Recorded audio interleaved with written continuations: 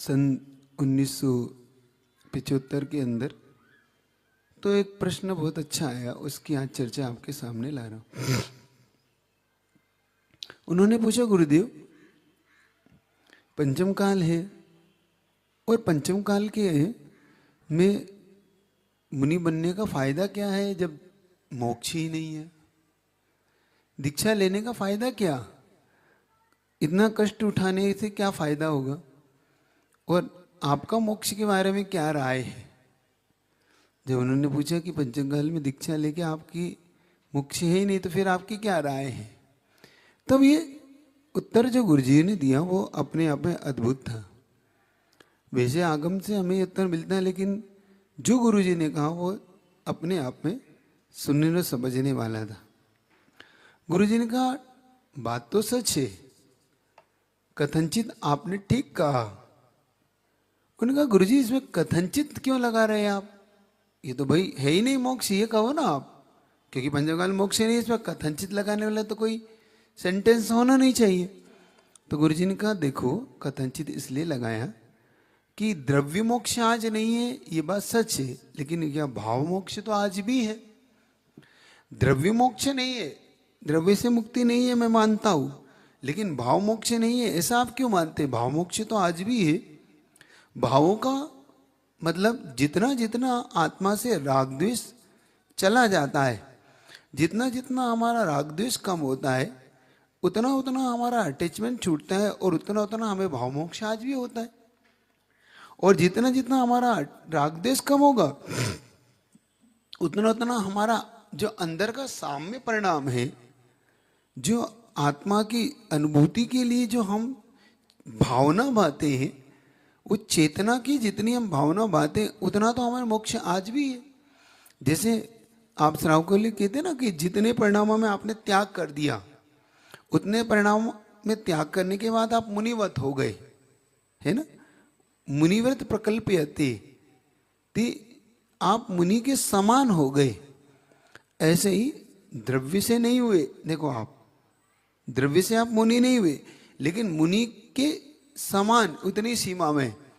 तो ऐसे ही उतनी ही जितना हमने राग द्वेष छोड़ा है, उतना राग द्वेष छोड़ने के बाद आज भी हम उस राग द्वेष के भाव से छूटने पर हम भाव मोक्ष तो आज भी हमें प्राप्त है।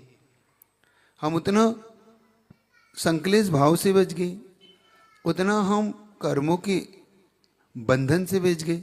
तो हमारे मन में एक बात समझना होगा कि हमें आज भी द्रव्य से मोक्ष नहीं है, लेकिन पंचम काल में मोक्ष तो आज भी।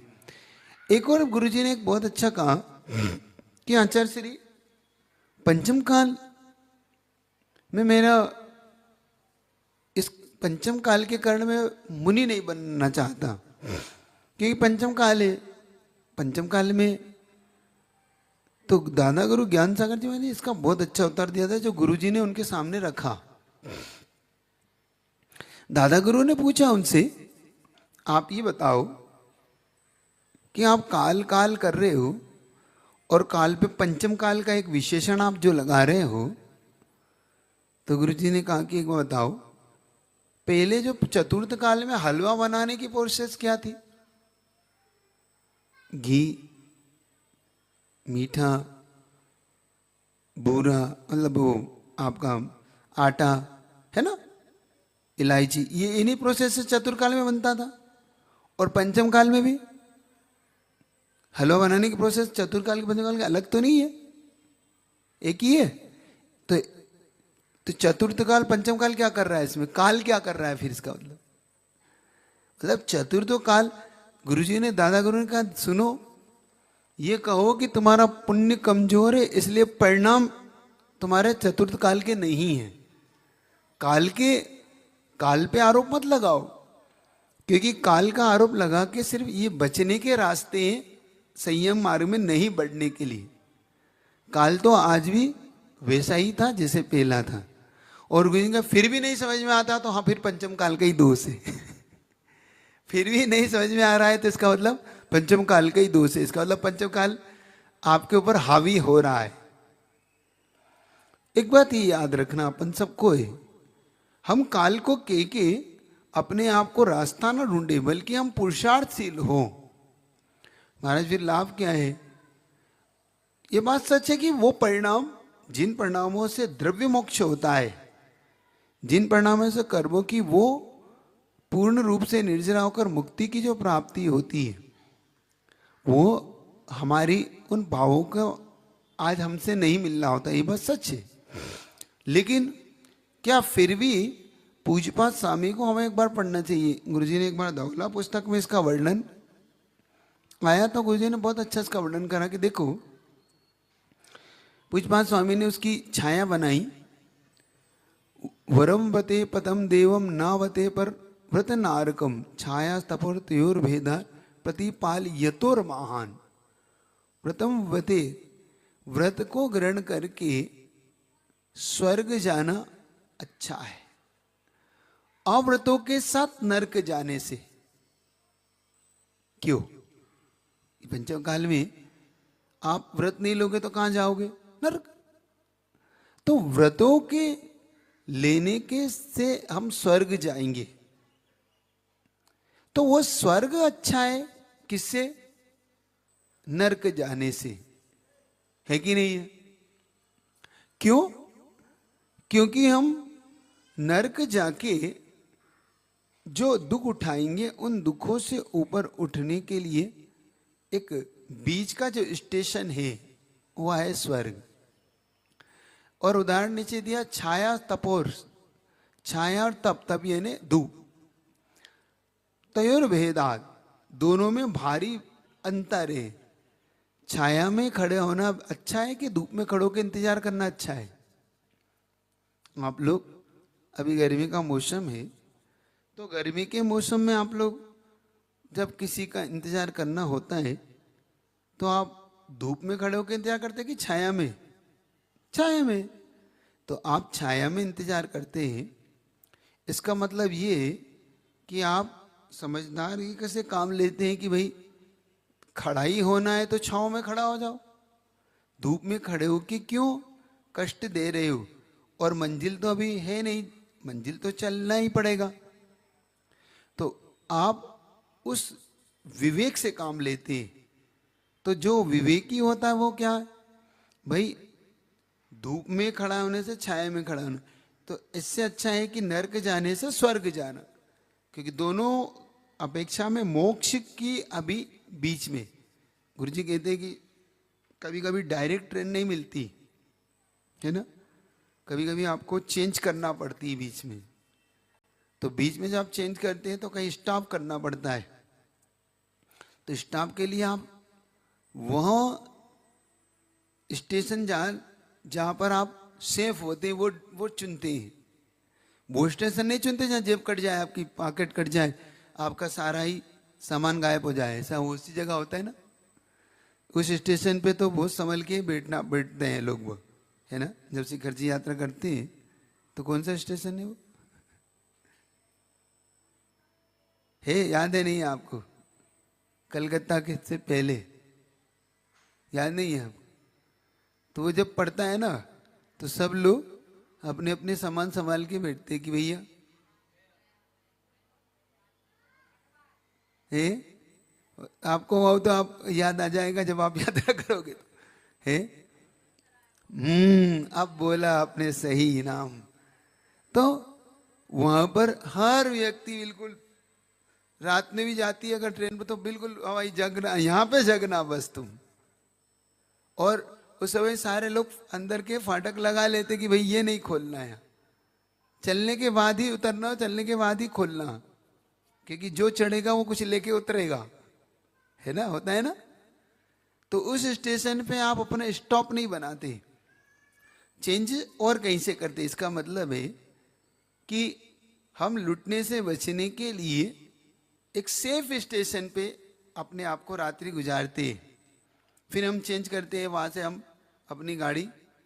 ऐसी प्रकार से तो कह रहे हैं कि भाई अपनी आत्मा को नरकों के कष्ट से बेटर है व्रतों के साथ स्वर्ग जाना। समझ रहे हो? और एक और बात जो गुरुजी ने बहुत अच्छी कही, वो आप मार करना चाहिए अपन सबको, कि मान लो कुछ लोग कहते हैं अरे हम सम्यक दृष्टि हैं तो हमें भी स्वर्ग मिलेगा, और आप सब महाव्रती हैं तो आपको तो स्वर्ग मिलेगा और हमें भी स्वर्ग मिलेगा, तो आप क्यों कष्ट उठा रहे हो, है ना। भाई मुनि महाराज भी इस समय स्वर्ग से ऊपर तो जा नहीं सकते, और कोई सम्यक दृष्टि होगा वो भी स्वर्ग ही जाएगा। तो हम बिना कष्ट के भी स्वर्ग जाया जा सकता है, तो फिर क्यों कष्ट उठाए। याद रखो वहां पे एक जैसा नहीं मिलता, अपने अपने किए हुए पुरुषार्थ के अनुसार मिलता है ना। इंद्र सामानिक त्रायस्तिंस पारिसादात्म रक्ष लोकपालानिक प्रकीर्ण काभियुग किलविस का चेक सह। तो गुरुजी ने कहा वहां भी याद रखो, स्वर्ग में एक इंद्र बनेगा तो एक चंवर ढुराएगा, एक उसका हाथी घोड़ा बनेगा, एक किलविस गांव के बाहर क्या बनना है अब देखो, सुन रहे कि नहीं। देव देव संज्ञा सबकी है, लेकिन एक हाथी बन के और एक इंद्र बन के बैठा हुआ उस पे, तो आप क्या पसंद करेंगे। याद रखो पंचम काल पंचम काल के जो हम बढ़ते, तो ये जो हम पंचम काल में मोक्ष नहीं है, तो पहला जो गुरु जी का उत्तर याद रखना, द्रव्य मोक्ष नहीं है लेकिन भाव मोक्ष आज भी है। जितना जितना हमारा राग द्वेष आत्मा से छूटता है और उतना उतना हमारा परिणामों की विशुद्धि बढ़ती है, उतना उतना संक्लेश कम होता है। जितना जितना संक्लेश कम होता है उतना उतना भेद के साथ साथ, भेद विज्ञान के साथ साथ हमें वो भाव मोक्ष आज भी प्राप्त होता है।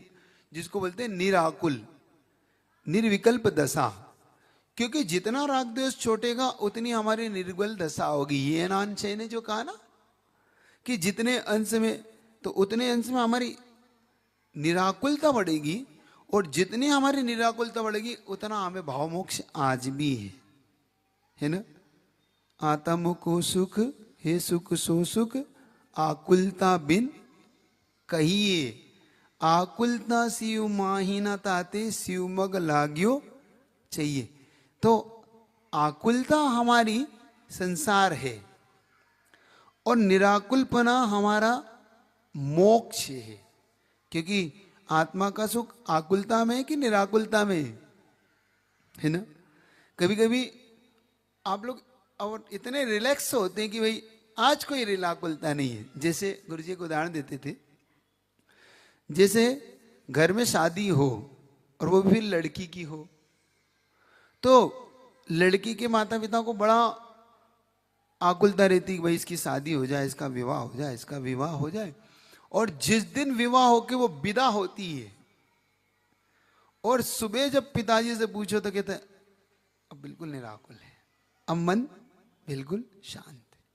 अब वो उसके घर पहुंच गई, अब जो फीलिंग वो निराकुलता की है, याद रखना, मतलब जितना पदार्थ से उसका छूट गया, वो भले लड़की थी तो कम से कम उस तरह उसका उसके प्रति जो जो कुछ था वो, हाँ ठीक है भाई, माँ का अलग हो सकता है, पिता का तो हल्कापन हो ही गया, समझ रहे हो। तो जैसे एक माता पिता की वो लड़की जो थी, उससे जो छूटने के बाद जो निराकुलता हुई है, वैसे ही पर पदार्थों से हम जब छूटते हैं, सुन रहे हो कि नहीं, बस हो जा रही, पर पदार्थ से हमारा जो डिटेचमेंट होता है, जितना हम अटैच हुए थे उससे हम जब डिटेच होते हैं, जब छूटता है, तो अपने आप निराकुलता बढ़ती है। एक्चुअली हम बांध लेते हैं अपने आप को बंधन में, और जब उस बंधन से हम अपने आप को बंधता है, और बंधता कोई कुछ नहीं है, सिर्फ हमारा भाव बनता है उससे। हम बंधन क्या कोई कोई सामान्य कोई ताला लगाइए, चाबी लगाइए कोई हमने, लेकिन वो बंधन कितना गहरा है ना, ऊपर नीचे होता रहता है हार्ट बीट, कि भाई ये छूट रहा है, छूट रहा है, छूट रहा है। ना कोई छूटता है ना कोई बंधा था, वो अपने में था, हम अपने में थे, बस हमने भावों से एक दूसरे को बांध लिया था, कुछ नहीं होता। तो इसी का नाम निराकुलता है। तो आज भी भाव मोक्ष है। पंचम काल को बदनाम मत करो, क्योंकि हलवा बनाने की विधि तो आज भी वही है जो चतुर्थ काल में थी। इसका मतलब है परिणामों की कमी आज